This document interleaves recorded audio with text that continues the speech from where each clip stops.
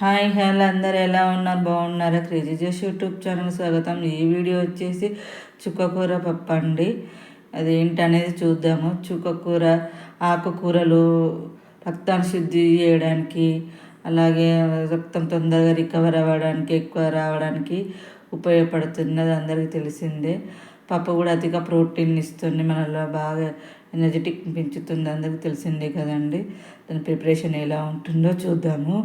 First అయితే వండడానికి అనువైన పాత్రను తీసుకొని గ్యాస్ పైన పెట్టేసుకొని వెలిగించుకొని పాత్ర వేడైన తర్వాత తగినంత ఆయిల్ అయితే పోసుకోవాలండి. ఆయిల్ వేడవడానికి అయితే కాస్త టైం అయితే పడుతుంది. ఈ లోపల మనం 4 వెల్లుల్లి రెబ్బలను అయితే తీసుకుందాము. అలాగే ఎండుమిర్చి, జీలకర్ర, పోపు సామాన్ అంతా తీసుకొని ఆయిల్ వేడెక్కిన తర్వాత అలాగే వేద్దాము. ఎప్పుడు కానీ ఆకుకూరలు వండుకున్నప్పుడు ఎండుమిర్చి ఖచ్చితంగా ఉండాలండి.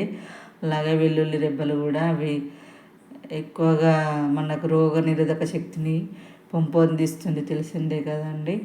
జీరా అయితే అరాయించేస్తుంది, అతి తొందరగా అరాయించేస్తుంది.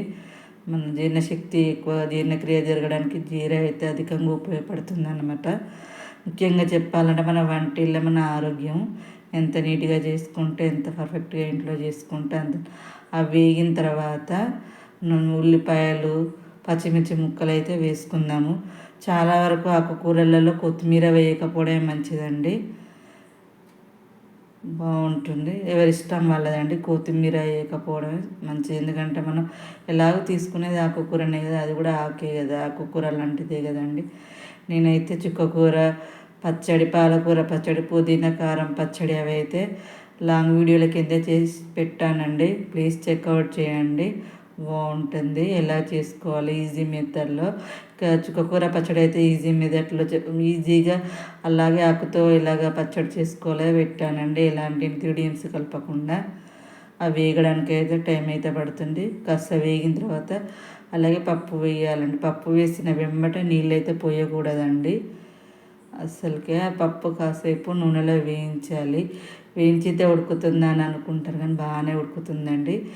మరి మెత్తగా లేకుండా పప్పులా ఉండాలి కాబట్టి అలాగా కాసేపు ఉడికిన తర్వాత మనం 1-2 సార్లు శుభ్రం చేసి పెట్టుకున్న చుక్కకూరను అయితే వేద్దామండి. ఆకుకూరలు ఎప్పుడు తీసుకున్నా 1-2-3 సార్లు నీట్గా వాష్ చేసుకోవాలండి.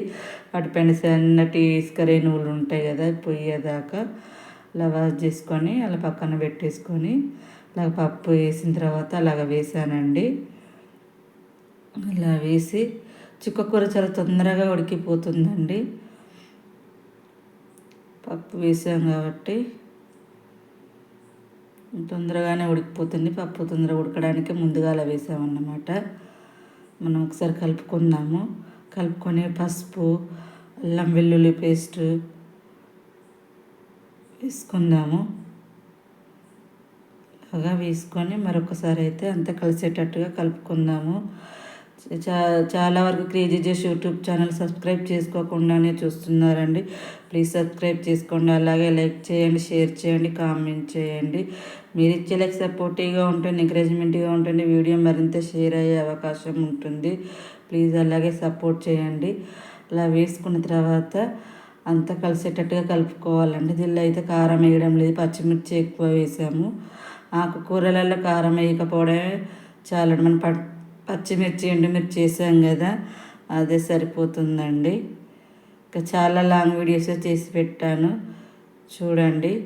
ఇంకా మేమైతే మహాశివరాత్రికి వెళ్ళిన లాంగ్ వీడియో అయితే ఉందండి, అది చాలా బాగుంటుంది. పురాతనమైన కాకతీయుల కాలం నాటి కట్టడం చూపించడం జరిగిందండి. అధికంగా శివుని పూజించేవారు, అది అందరికీ తెలిసిందే కదండి. అదైతే చెక్అవుట్ చేయండి, బాగుంటుంది. ఇంకా పప్పు అయితే అలాగ ఉడికిందో చూడండి, ఎలాగ ఉడుకుతుందో.